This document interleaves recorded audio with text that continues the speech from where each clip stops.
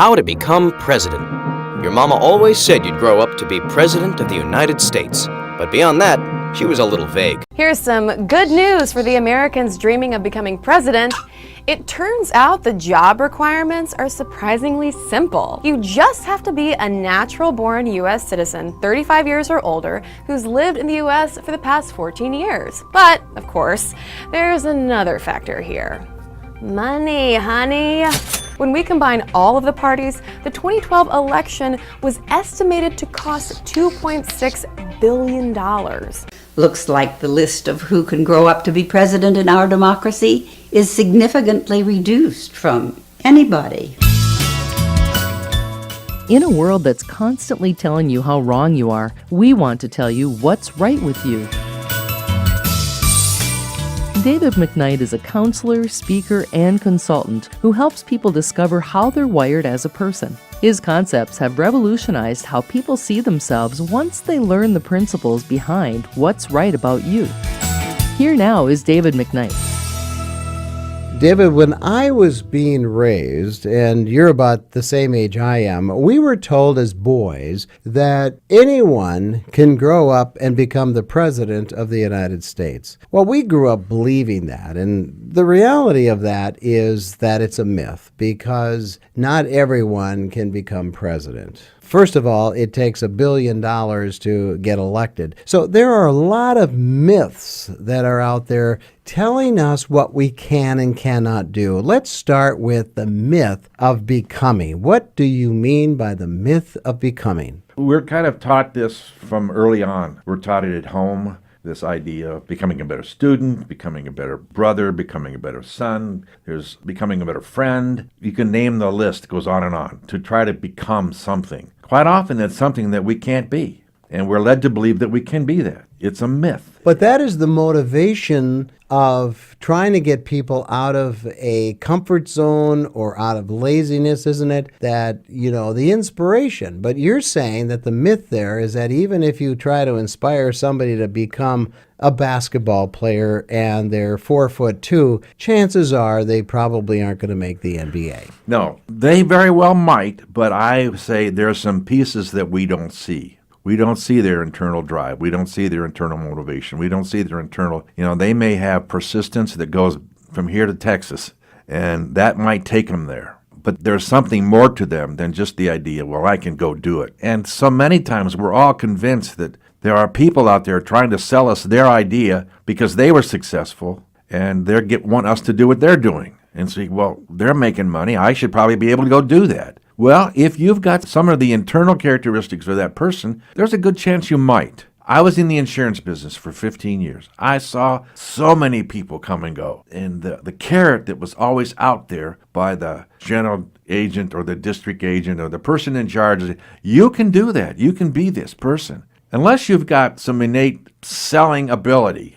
you probably aren't going to be able to do that. And so we're led to the myth of becoming. You can become anything you want to be. The idea that you can effectively harness an employee to objectives which have no personal significance to them. We hold that carrot out there for people. So most people we see are educated for 12 to 15 years. They're tested, graded, counseled on numerous occasions, interviewed for a number of jobs, hired, and then placed in a job, rewarded, punished, encouraged, trained, appraised, motivated, promoted, coached, reinforced, directed, utilized, harnessed to objectives, subject to job enrichment, sensitivity training, assessment centers, back to school, rappelling, and other character building exercises, plugged into quality circles, cross-functional teams, leaderless teams, and finally retire 50 years later without anybody at any time finding out what they're really good at and motivated to do. So people are then put in places where they think they should be happy. They think they should be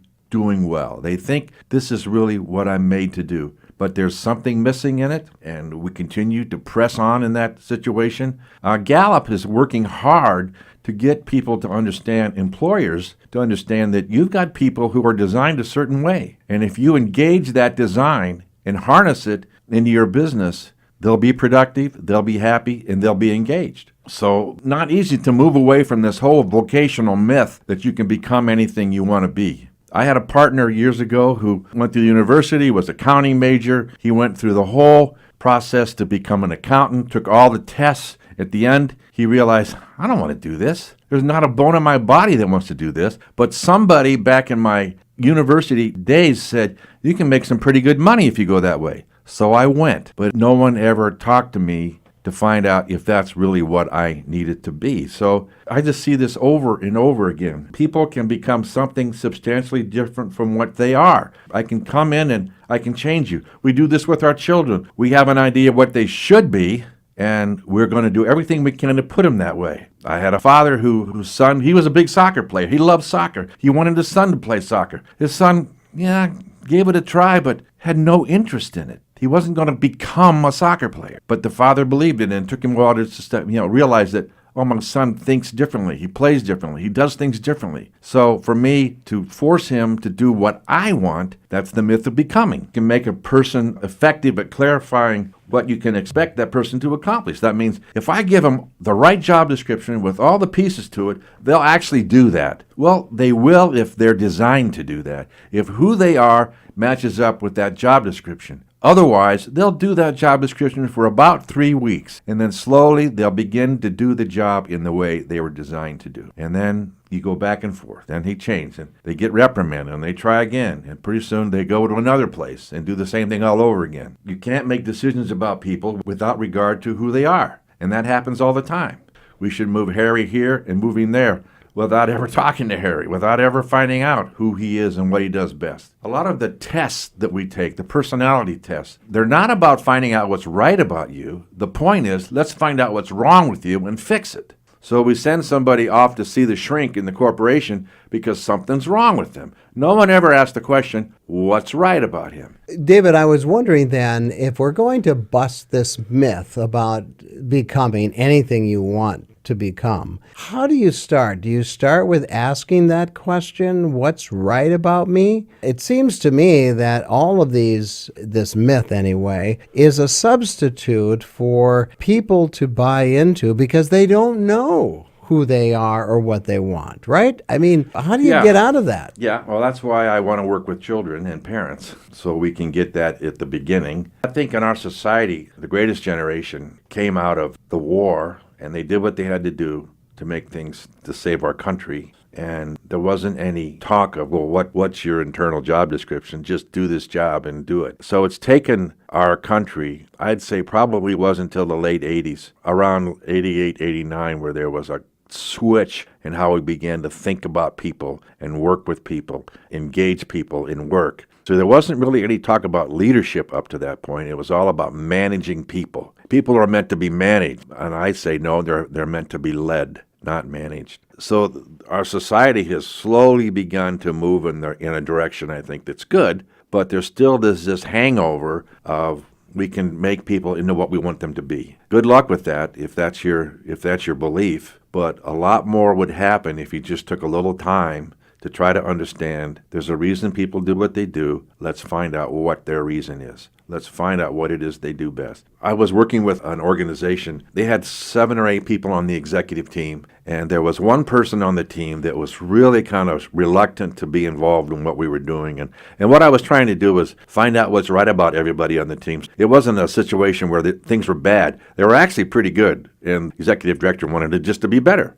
But there was somebody there who felt they've never done anything right, they just had such a negative view of themselves because they've been up against this myth of becoming, and they never became. And so when we went through the whole process and then slowly began to help her see, this is how you are made. This is what it is you do, and you do it very well. No one had ever told her that. No one had ever pointed that out to her. No one had ever affirmed that in her. But when we did that, it changed the complexion of that team.